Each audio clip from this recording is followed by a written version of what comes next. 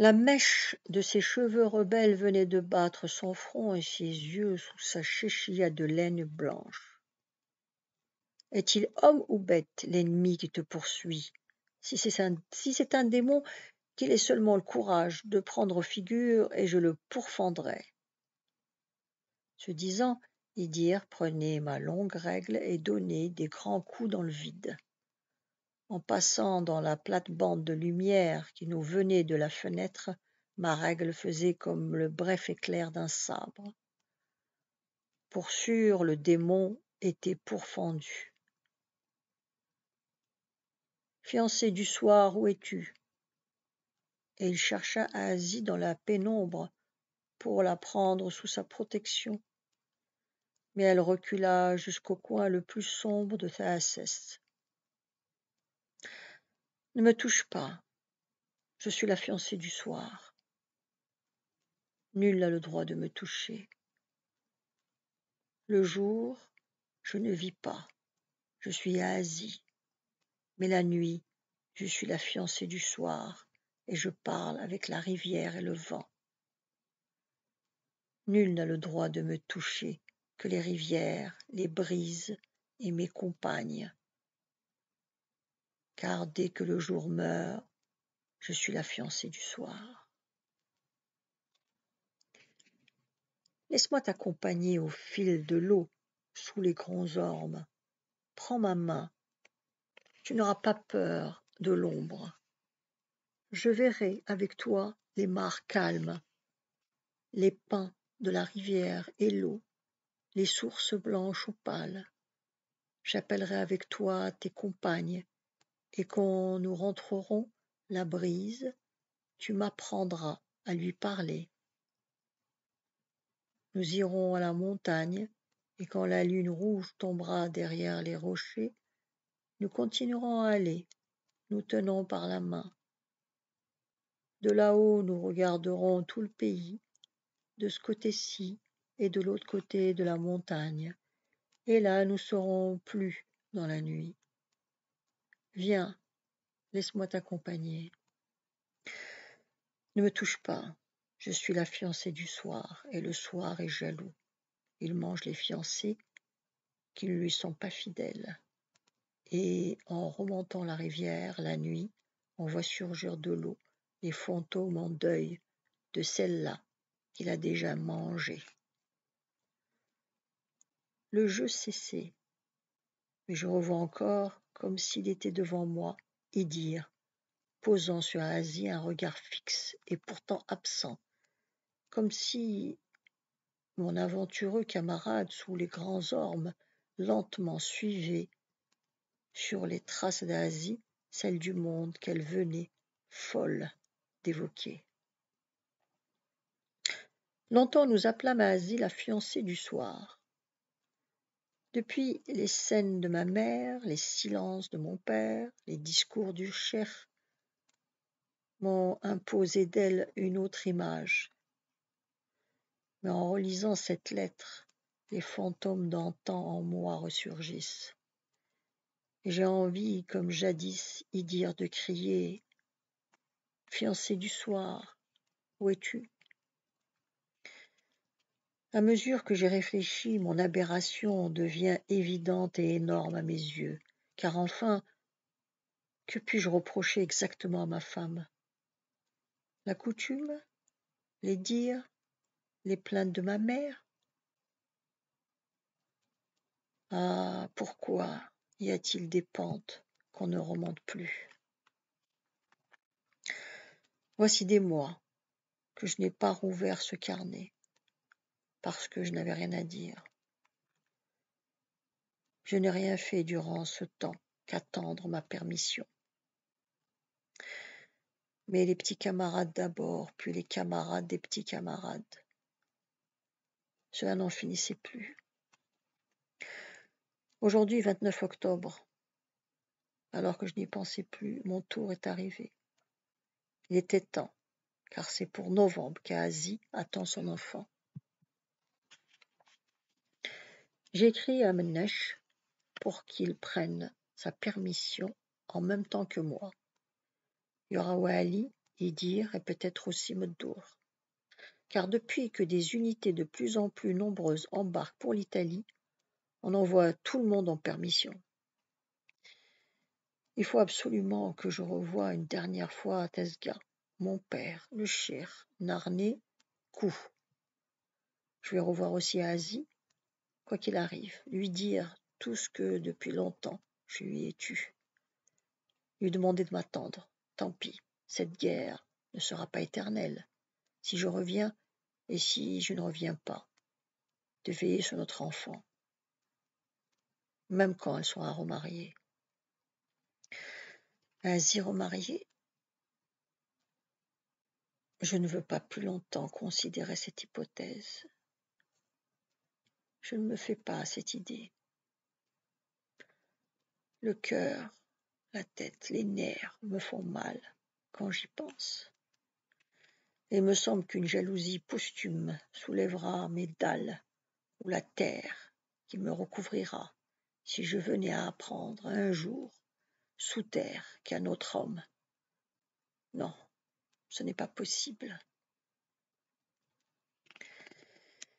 Ici s'arrête le carnet de Mokrane. Les 30 dernières pages de gros papier lisse sont restées blanches. Seulement au revers de la couverture est dessiné au crayon un profil maladif de femme. En dessous, un mot en lettres berbères que peu savent déchiffrer, sans doute le nom de la femme. Mais l'histoire de Mokrane est comme de tout le monde chez nous et chacun peut vous en raconter la fin étrange. À Alger, où Mokrane, Mennache et Meddour devaient se retrouver pour partir ensemble à Tesga, il y avait afflux de permissionnaires. Ils apprirent aussitôt qu'une première couche de neige, peu épaisse il est vrai, avait recouvert la montagne et que la route de Tesga était barrée en 3 endroits par des éboulements. La neige menaçait de bloquer toute autre voie.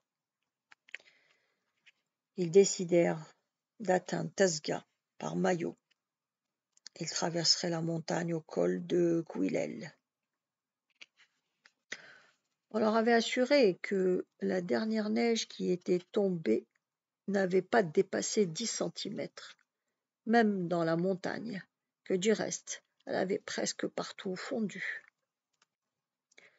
Ils prirent le train jusqu'à Mayo, où un certain Asri s'offrit à leur faire passer le col de Gouilel dans une camionnette qu'il avait précisément dissimulée pour échapper à la réquisition.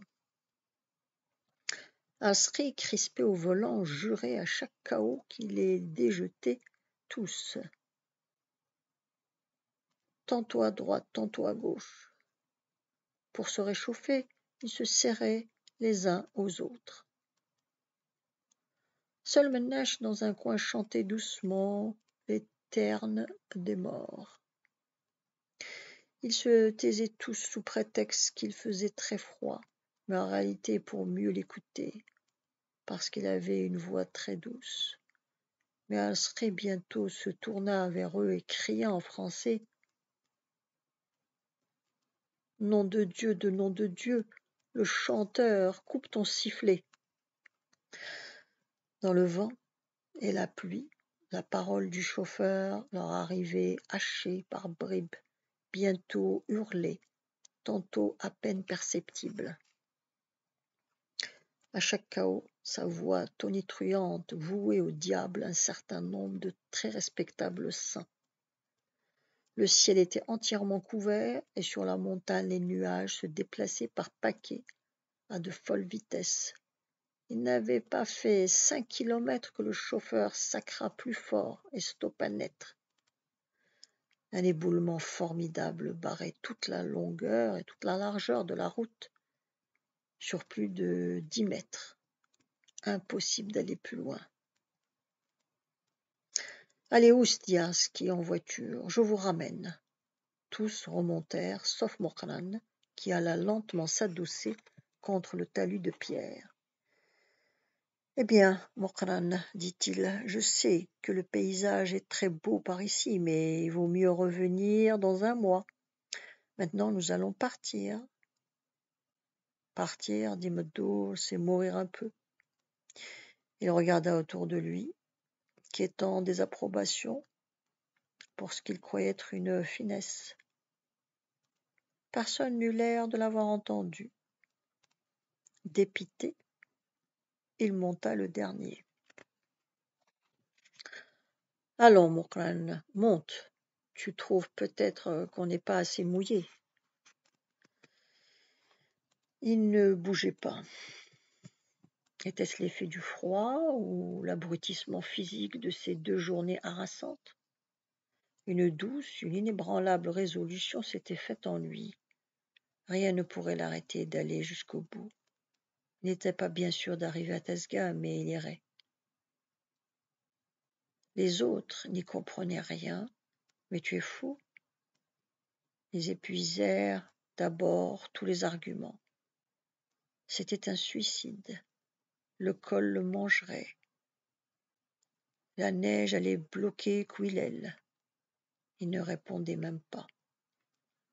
Alors, jugeant à son doux sourire, heureux, obstiné, qu'il était devenu fou, ils l'empoignèrent pour le faire monter de force.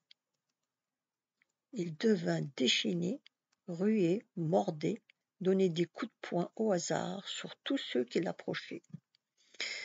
Dès qu'il l'avait lâché, il souriait doucement et parlait d'une voix suave.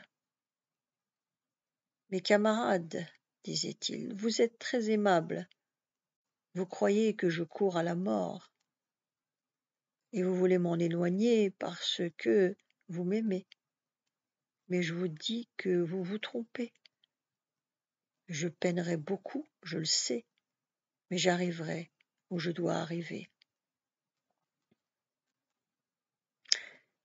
Et plus bas, comme pour lui-même, ou alors il n'y a pas de justice.